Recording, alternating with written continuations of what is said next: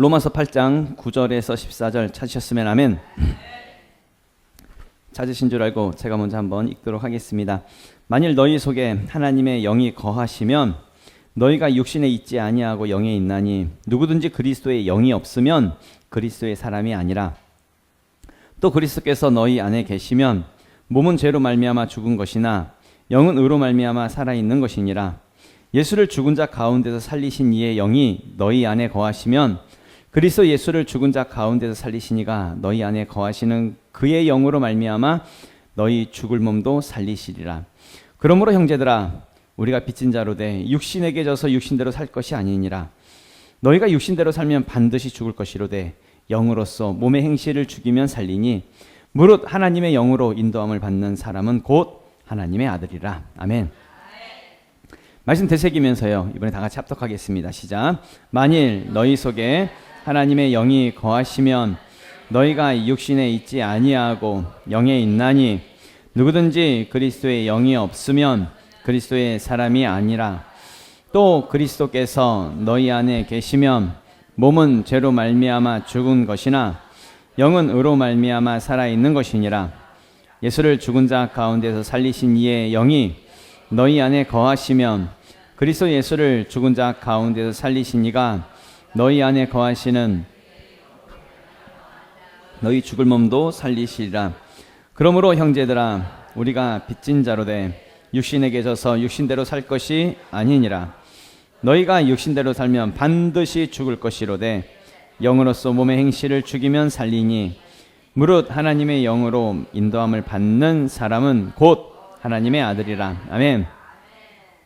예, 성령님으로 살자라는 제목으로 하나님 말씀 증거하도록 하겠습니다. 오늘도 옆에 분들하고 우리 인사하면서 우리 축복하면서 인사하겠습니다. 당신은 복의 사람입니다. 당신은 복의 사람입니다. 축복합니다. 하이파이브 할게요. 아싸 기적이 일어납니다. 아싸 기적이 일어납니다. 또 다른 분하고 아싸 기적이 일어납니다. 한 번만 더 다른 분하고 할게요. 아싸 기적이 일어납니다. 놀라운 기적이 일어나고 있습니다. 잘 되고 있습니다. 우리 저지난주에 계속 이 회개에 대한 말씀을 나눴었지요. 그리고 이제 지난주에 목요일부터 어제 토요일까지 유스 캠프를 했는데 유스 캠프에서도 계속 이제 회개에 대한 말씀을 나누고 거의 모든 주제가 이제 회개 그리고 성령으로 거듭나는 이 부분에 대해서 말씀을 나눴습니다. 회개에서 정말 중요한 것은 회개는 돌이키는 것입니다. 완전한 변화를 의미합니다. 180도 그의 삶이 완전히 턴하는 것, 완전히 돌아서는 것, 돌이키는 것, 하나님께로 돌이키는 것, 그것을 말합니다. 실제적인 변화를 말하는 것이죠. 그러니까 계속 반복해서 말씀드립니다만 잘못했어요. 하나님 용서해 주세요. 다시는 안 그럴게요. 그렇게 우리가 입만 혹은 생각만 아니면 마음만 감정으로만 그렇게 회개하는 것은 회개가 아니란 이야기입니다. 어디까지나 그렇게 회개하는 것은 자기 연민이고 자기 만족이고 그러니까 나는 회개했어 라고 자기 스스로에게 면죄부를 주는 자기 위로에 불과하다는 이야기입니다. 그래서 이제는 우리가 회개하고 실제로 결단하고 이제는 변화를 이룰 수 있는 우리가 되어야 한다는 이야기죠. 그러기 위해서 여러분 마음을 꼭 지키셔야 합니다. 마음을. 오늘 회개하고 우리가 결단도 했지만 우리는 약하거든요. 우리 흔들릴 수 있거든요. 그래서 우리는 결단하고서도 포기하기도 합니다. 그렇기 때문에 우리는 마음을 지켜야 합니다. 우리의 마음을. 지난주에도 말씀을 봤던 내용이지요. 잠언서 4장 23절 보면은 모든 지킬 만한 것 중에 더욱 네 마음을 지켜라. 생명의 근원이 이에서 남이니라. 아멘. 어떤 상황에서도 여러분 흔들리지 마시고 마음을 지키셔야 합니다. 생명의 역사를 보기 원하십니까? 마음 지키셔야 합니다. 더욱 내 마음을 지켜라. 생명의 근원이 이에서 남이니라. 생명의 근원은 어떨 때에 나오는 거예요? 우리가 마음 지킬 때에. 대부분의 많은 사람들이 마음을 지키지 못하고 마음 뺏기고 마음이 무너지는 경우들이 있지요. 다른 누군가의 말 한마디, 그 한마디의 말 때문에 마음 뺏기고 나에게 지금 처한 어떤 상황 때문에 마음 뺏기고, 실제로 일어나지도 않는 일, 뭐 그런 일 때문에 걱정하고 불안하고 두려워서 마음 뺏기고, 마음 뺏겨서 아무것도 못하고 주저앉고 포기하는 사람들, 대부분의 많은 사람들이 그렇게 살아가고 있지요. 생명의 근원은 우리가 마음을 지킬 때의 생명의 역사를 볼 수 있는 것입니다. 많은 사람들이 작은 현상에도 마음 뺏기니까 쉽게 무너지다 보니까 도무지 생명의 역사가 나타나질 않아요. 여러분들도 그런 거 있잖아요. 안 되는 일이 막 한꺼번에 막 터지는 것 같은 느낌. 좀 될만하면 되는 것 같다가도 안 되고, 좀 되는가 싶다가도 무너지고. 왜 그래요? 될만하면 마음 무너지고, 될만하면 내 마음 뺏기니까, 내 마음 지키지 못하니까, 마음 지키지 못하니까 생명의 근원이 날래야 날 수가 없는 것이죠. 그래서 악한 마귀는 할 수만 있으면 우리의 마음을 건드려, 우리 마음을 무너뜨리려고 합니다. 왜요? 생명의 근원이 나오면 안 되니까. 그래서 성경은 말합니다. 우리에게 모든 지킬 만한 것 중에 더욱 네 마음을 지키라고. 좀 마음 좀 지켜보라고, 마음 좀. 생명의 근원이 나와야 되니까. 그럼 우리는 이제 예수를 믿고 있으니까요. 예수를 믿는 우리에게 있어서 우리는 어떻게 마음을 지킬 수 있을까요? 마음 지켜야지. 마음 이러면 마음 지켜져요? 내가 결단한다고 해서 지켜지는 게 아니죠.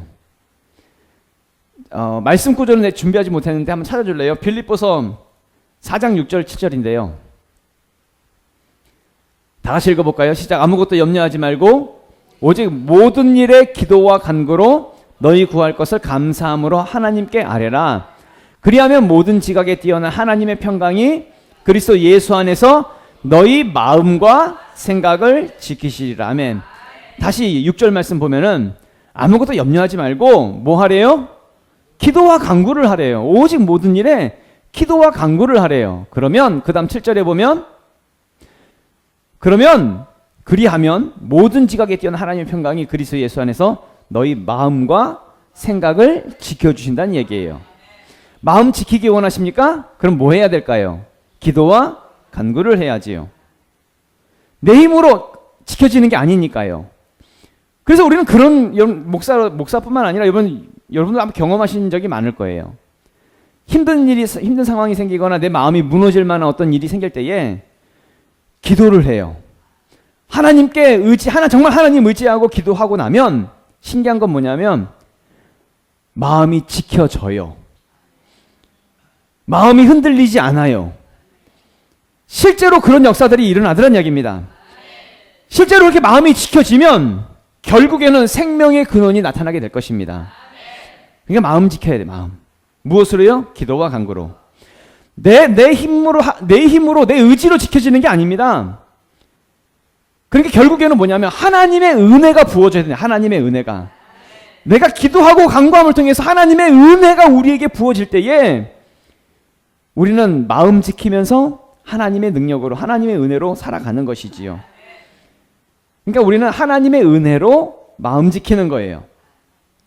그러니까 이 하나님의 은혜를 알면 하나님에게 나에게 부어주신 은혜, 나와 함께 하시는 그 은혜, 그 믿음으로 사는 사람은요, 쉽게 누구의 어떤 말이나 어떤 그 상황에 대해서 흔들리지 않아요. 왜냐하면 은혜가 더 크거든요. 그 사람의 말보다 내가 하나님께 받은 은혜가 훨씬 크기 때문에, 그 능력이 크니까. 그래서 지난주에 말씀이었죠. 내가 나 된 것은 뭐로 된 거다? 하나님의 은혜로 된 거라고.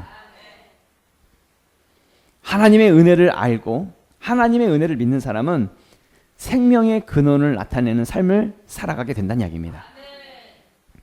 나의 나 된 것은 그러니까 예전에 그러니까 허물과 죄로 죽었던 예전에 내가 나 된 것은, 새로운 내가 된 것은, 예수 믿는 내가 된 것은, 예수 그리스도의 십자가로 다시 살아나게 된 것은 오직 하나님의 은혜로밖에는, 내가 하나님의 은혜로 내가 된 거다. 그것으로밖에는 설명할 수가 없다. 하나님의 모든 것이 하나님의 은혜다라는 것이죠. 여러분, 지난주에도 말씀드렸습니다만 아무리 생각해봐도 신기하지 않습니까? 세상 모든 사람들이 다 교회 다니고 다 예수 믿어도 절대 안 믿을 것 같은 사람이 누구였어요? 여러분들이었잖아요. 다 믿어도 교회 안 다니실 분들이 여러분 아니었습니까? 그런데 지금 교회 다니고 계신다고요. 하나님이 부르셔서 교회 다닐 뿐만 아니라 하나님이 부르셔서 예수님을 내 안에 영접하고 성령님을 내 안에 모셔드리고 성령으로 거듭나서 지금 믿음으로 하나님의 은혜 가운데 살아가고 계시잖아요. 은혜 아닙니까? 은혜? 은혜죠. 만약에 그렇지 않았다고 한다면 항상 염려하고 근심하고 막 두려움과 불안과 어둠 속에 살고 있을 텐데 지금도 그게 나였을 텐데 세상 쫓아다니면서 살아가는 사람이 나였을 텐데 돈 쫓아다니고 뭐 놀고 먹는 거 쫓아다니고 온갖 쾌락 쫓아다니는 그런 사람이 나였을 텐데 그런데 그랬던 내가 새로운 내가 된 것이 하나님의 은혜라고밖에는 설명할 수 있는 방법이 하나님의 은혜라고밖에는 설명이 안 된다는 얘기입니다. 하나님이 그런 나 같은 것을 부르시고 예수 믿게 하시고 모든 죄와 저주를 끊어주시고 이제 성령으로 거듭나게 하셔서 생명의 역사로 살아갈 수 있도록 해주신 것, 모든 것이 하나님의 은혜이죠. 그런 차원에서 이제 우리는 무엇으로 살아야 할까요? 라고 할 때에 이제 우리는 은혜로 살아야 합니다. 성령으로 살아야 합니다. 다른 모습으로 살아야 합니다. 왜냐하면 우리 안에 새로운 일을 이루시는 분이 성령님이시거든요. 내 안에서 역사하시는 분이 성령님이시고 이제는 나의 삶 가운데 이 복을 가져다 주시는 분이 성령님이십니다. 그래서 우리는 복의 사람이 되는 것이죠. 뭐 서로 인사하잖아요. 당신은 복의 사람입니다. 다른 내용이 아닙니다. 다른 의미가 아닙니다. 당신 안에 성령이 있습니다. 성령님이 당신과 함께 하실 것입니다. 그런 의미지요. 그래서 우리에게 필요한 건 뭐예요? 성령으로 거듭나서 성령으로 사는 것. 이것이 우리에게 필요하다는 이야기입니다. 성경에 보면 성령님에 대해서 말할 때에 보혜사이시다 이렇게 말하고 있지요. 물론 엔카운터 때도 이제 자주 말씀을 나눴던 부분이기도 한데 성령님은 보혜사이십니다. 보혜사라고 하는 뜻은 보혜사는 나와 함께 하시는 분, 나를 도와주시는 분, 나를 인도하시는 분, 늘 언제나 나와 함께 하셔서 내 편이신 분, 그런 뜻입니다. 나를 도와주시고 나를 인도하시는. 물론 첫 번째 보혜사는 이 땅에 오신 예수님이십니다. 예수님은 죄인들을 위해서 오신, 죄인들을 구원하시기 위해서 오신 육신으로 오신 보혜사이십니다. 그래서 우리의 모든 죄와 저주를 해결하셨지요. 두 번째 보혜사는 성령님이십니다. 성령님에 대해서 말할 때에 또 다른 보혜사이시다 이렇게 말하고 있습니다. 요한복음 14장 16절에 보면 내가 아버지께 구하겠으니 그가 또 다른 보혜사를 너희에게 주사 영원토록 너희와 함께 있게 하리니 라고 말씀하고 있죠. 성령님은 또 다른 보혜사이십니다. 두 번째 보혜사이십니다. 그러니까 첫 번째 보혜사는 예수님이시고 예수님은 죄인들을 위해 오셨고 두 번째 보혜사이신 성령님은 죄인들을 위해서 오신 것이 아니라 죄인들이 예수를 믿고 의인이 되어서 이 의인들이 성령을 받고 변화되어지는 거듭난 사람이 되어지기 위해서 의인들을 위해서 오신 분이 바로 성령님이십니다. 그러니까 예수 믿는 사람들, 예수님을 영접한 사람들, 구원받은 사람들을 위해서 오신 분이 누구라고요? 성령님이십니다. 그리고 우리는 성령 받아서 성령으로 사는 것입니다. 성령 충만으로 사는 것이죠. 그렇다고 한다면 첫 번째로 성령 받아야 그리스도인이라는 것입니다. 성령 받아야 그리스도인. 9절에서 본문 말씀 9절에서 10절 말씀. 로마서 8장 9절에서 10절 다 같이 들어가겠습니다. 시작. 만일 너희 속에 하나님의 영이 거하시면 너희가 육신에 있지 아니하고 영에 있나니 누구든지 그리스도의 영이 없으면 그리스도의 사람이 아니라 또 그리스도께서 너희 안에 계시면 몸은 죄로 말미암아 죽은 것이나 영은 의로 말미암아 살아있는 것이니라. 아멘. 방금 읽은 말씀 속에서 그리스도의 영이 없으면 그리스도의 사람이 아니라고, 너희 안에 성령이 없으면 그거 예수 믿는 거 아니라고, 그 그리스도인 아니라고, 기독교인 아니라고 아주 분명하게 말씀하고 있지요. 자동차에 엔진이 없으면 그 자동차 아닙니다. 예를 들어 자동차 모양을 하고 있어요. 바퀴도 달려 있어요. 핸들도 있어요. 자동차 모양만 가지고 하고 있다고 해서 자동차입니까? 아니죠. 엔진이 있어야지요. 밟으면 달려가야지요. 그게 자동차입니다. 그러니까 자동차에게 있어서 엔진은 아주 핵심적인 가치입니다. 절대적인 가치이지요. 마찬가지로 예수 믿는 우리에게 있어서 가장 절대적이고 핵심적인 가치는 성령님이십니다. 교회를 다니고 예배를 드리고 아무리 많은 봉사를 하고 있다 할지라도, 많은 헌금을 하고 있다 할지라도 성령님 없이 하고 있는 모든 행위는 아무런 의미가 없는 것입니다. 하나님과 전혀 상관없는 종교적인 행위에 불과한 것이죠. 성령으로 해야 하는 것입니다. 내가 성령 받아서 성령으로 해야 하는 것입니다.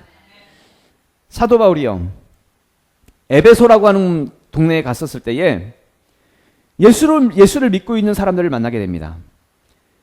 갔더니 예수를 믿고 있는 사람들 12명을 만나게 돼요. 근데 물어보니까 아볼로의 제자예요. 그래서 사도 바울이 물어요. 너희가 성령을 받았느냐? 이렇게 물어요. 그랬더니 아볼로의 제자들이 우리는 성령이 계시는 것도 들어보지 못했습니다. 이런 말을 해요. 그 내용이 사도행전 19장의 내용인데요. 한번 읽어보면은요. 아볼로가 고린도에 있을 때에 바울이 윗지방으로 다녀 에베소에 와서 어떤 제자들을 만나 이르되 너희가 믿을 때에 성령을 받았느냐?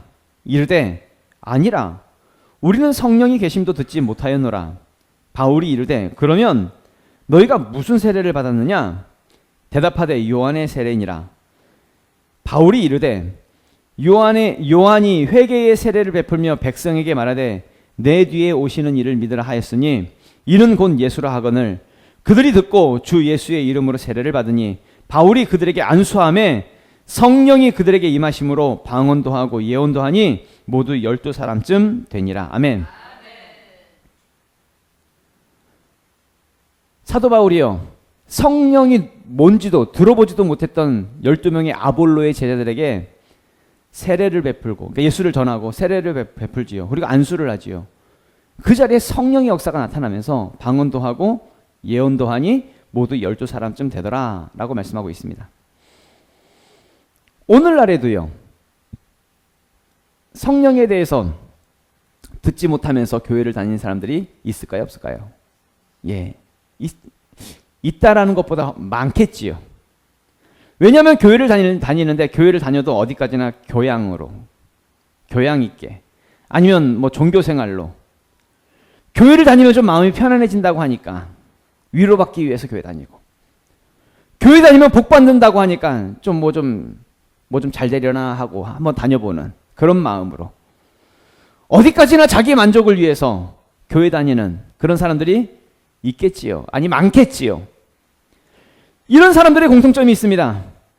성령이 계심도 듣지 못하였노라 라고 말한다는 이야기입니다.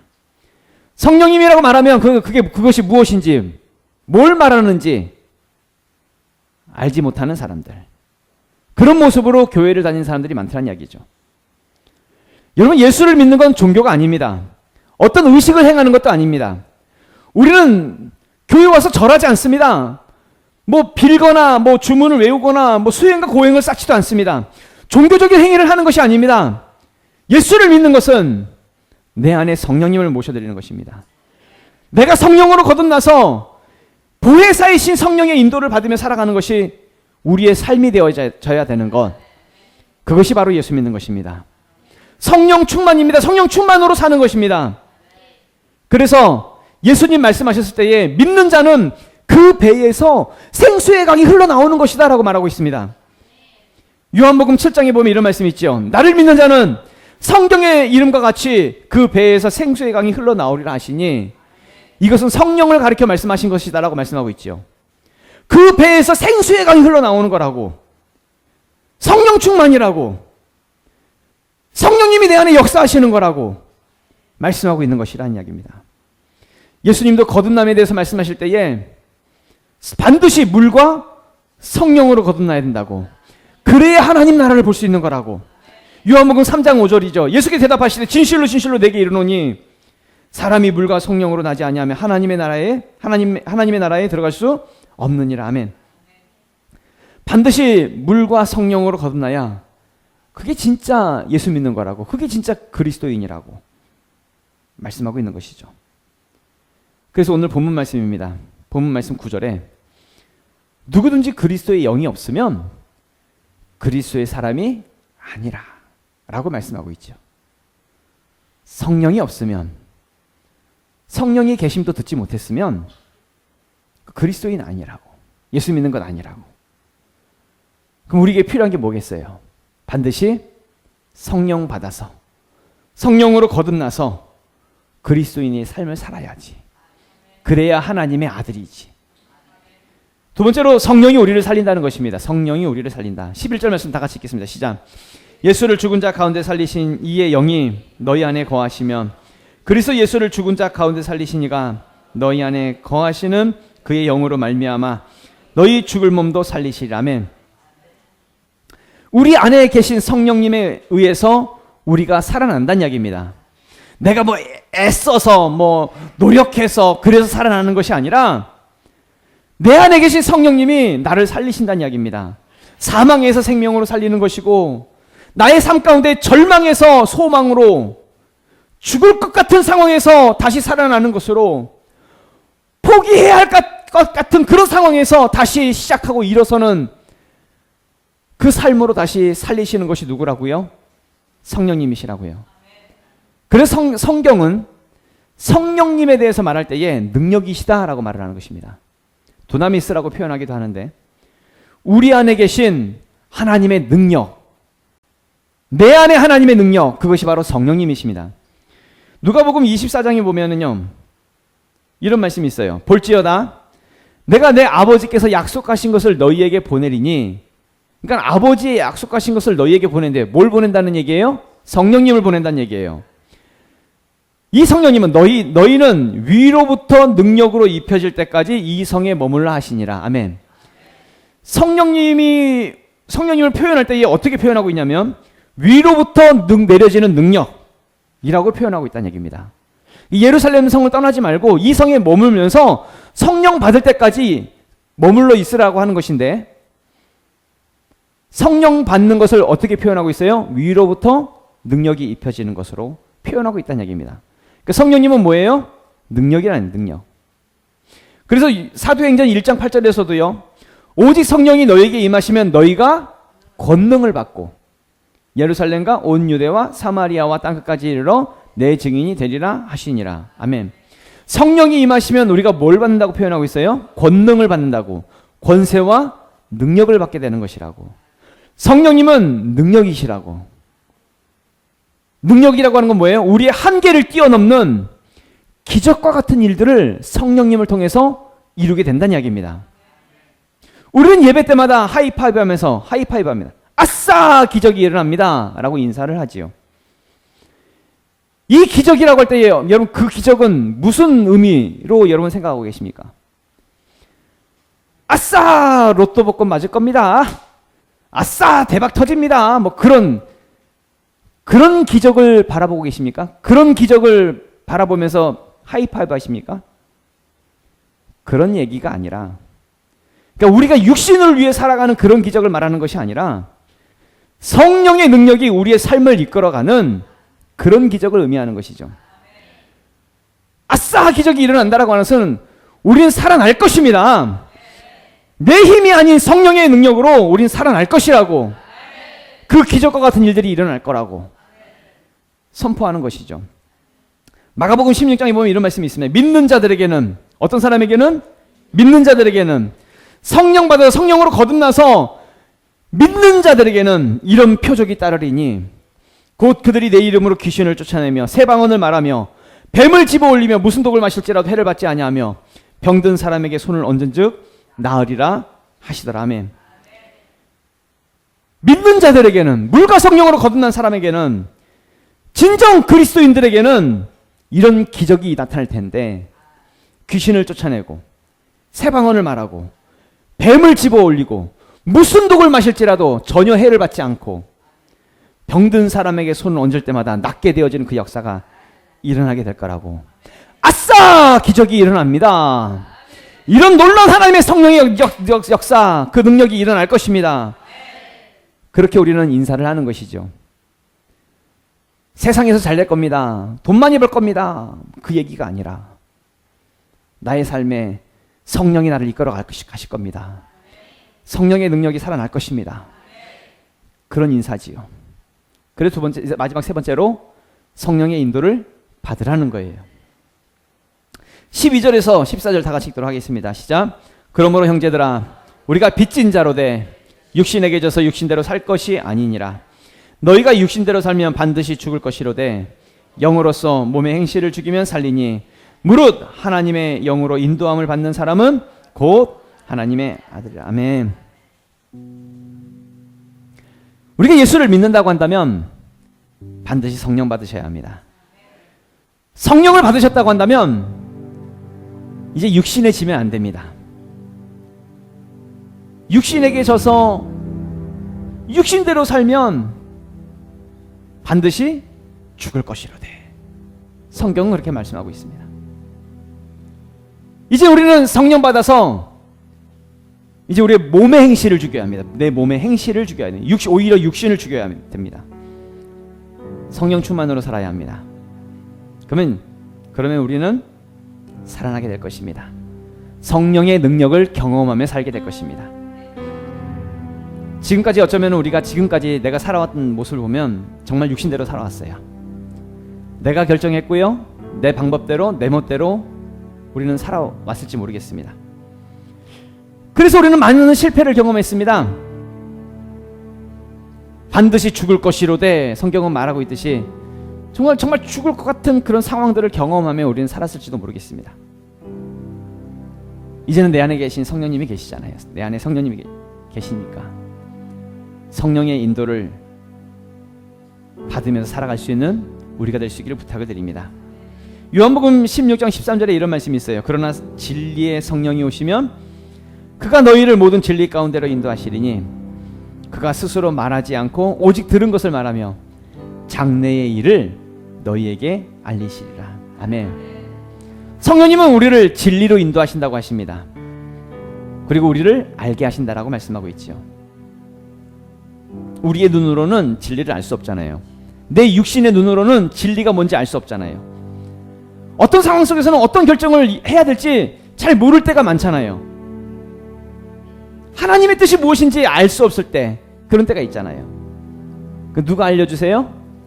내 안에 계신 성령님이 알리시리라 라고 말씀하고 있다는 얘기입니다. 실제로 우리가 이제 내 안에 계신 성령님 의지하고 마음 지키면서 기도와 간구를 할 때에 하나님께서 어떤 답을 가르쳐 줄 때가 있어요. 뭐 어떻게 해야 될지 모르는 그 답답한 상황 속에서 모든 상황들 하나님께서 열어주시는 그 일들이 나타날 때가 있어요. 그 길대로 나아가면은요, 지금은 잘 모를 때가 있어요. 지금은 왜 이런 일이 일어나지? 왜 내 상황 가운데 나의 삶 가운데 이런 일들이 일어나지? 잘 모를 때가 있어요.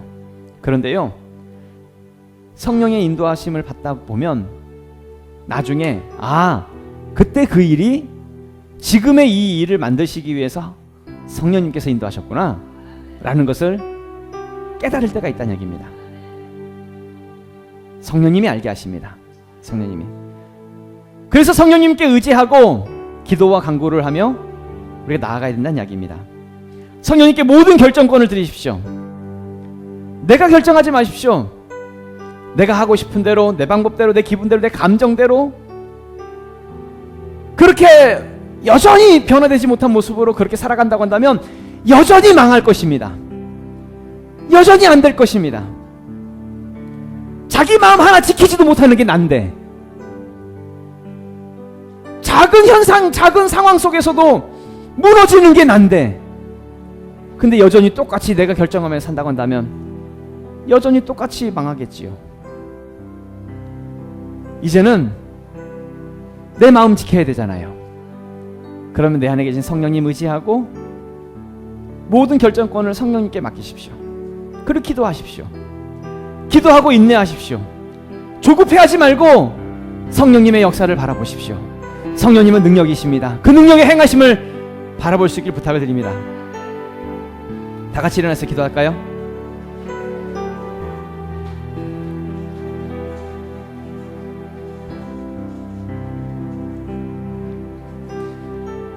사도 바울이 있었어요. 사도 바울도요, 전도를 할 때에 전도의 방향을 아시아 쪽으로 향하게 되지요. 근데 아시아 쪽으로 막 가다가 보니까 성령님이 막으시는 거예요. 왜 성령님이 막으시지? 그래서 비두니아라고 하는 쪽으로 방향을 틀어요. 근데 그쪽으로 가려고 해도 성령님이 막으시는 거예요. 그때마다 사도 바울은 자기 뜻대로 하지 않았어요. 성령님의 뜻을 구했고 성령님의 인도하시는 대로 순종했어요. 사도행전 16장 6절부터의 말씀인데요. 성령이 아시아에서 말씀을 전하지 못하게 하시거늘 그들이 부르기아와 갈라디아 땅으로 다녀가 무시아 앞에 이르러 비두니아로 가고자 애쓰되 예수의 영이 허락하지 아니하시는지라.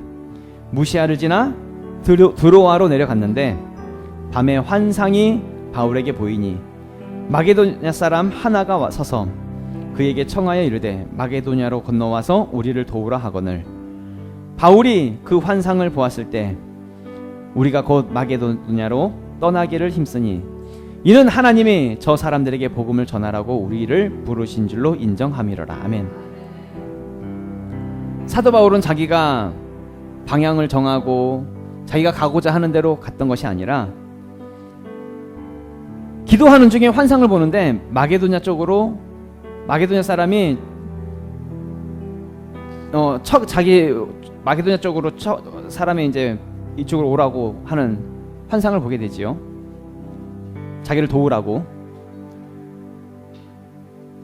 마게도냐 쪽으로 이제 전도의 방향을 트게 됩니다. 자기 뜻을 버리고 하나님의 뜻, 하나님이 원하시는 방향대로 그 방향대로 방향을 바꾸더란 이야기죠. 그렇게 해서 마게도냐를 통해서 세워진 교회가 빌립보 교회입니다. 우리도 성령의 인도함을 받아야지요. 어떤 상황 속에서도 그러니까 내가 살아왔던 대로 내 방법대로 내가 옳은 대로 사는 것이 아니라 성령님이 나를 인도하시는 대로 살아갈 수 있는 우리가 될 수 있기를 부탁을 드립니다. 사실 지금까지 내 삶에서 지금까지 내가 살아왔던 방법 속에서 가장 믿지 못할 사람이 나잖아요. 나 가장 실패했던 사람이 나잖아요. 그런데 여전히 그 실패했던 내가 내 삶을 이끌어 간다고 한다면 방금 읽은 오늘 본문의 말씀이죠. 육신대로 살면 반드시 죽을 것이로되 영으로서 몸의 행실을 죽이면 살리니 무릇 하나님의 영으로 인도함을 받는 사람은 곧 하나님의 아들이라 라고 말씀하고 있습니다. 하나님의 아들이 되기 원하십니까? 그렇다고 한다면 하나님의 영으로 인도함을 받는 성령의 인도함을 받는 우리가 될 수 있기를 부탁을 드립니다. 기도하실 때 하나님, 내가 성령의 인도를 받을 수 있는 내 육신을 죽여서 성령의 인도를 받을 수 있는 내 뜻을 죽여서 성령의 인도를 받을 수 있는 우리가 될 수 있도록 도와주시옵소서. 주여 한번 외쳐 통성으로 기도하겠습니다. 주여!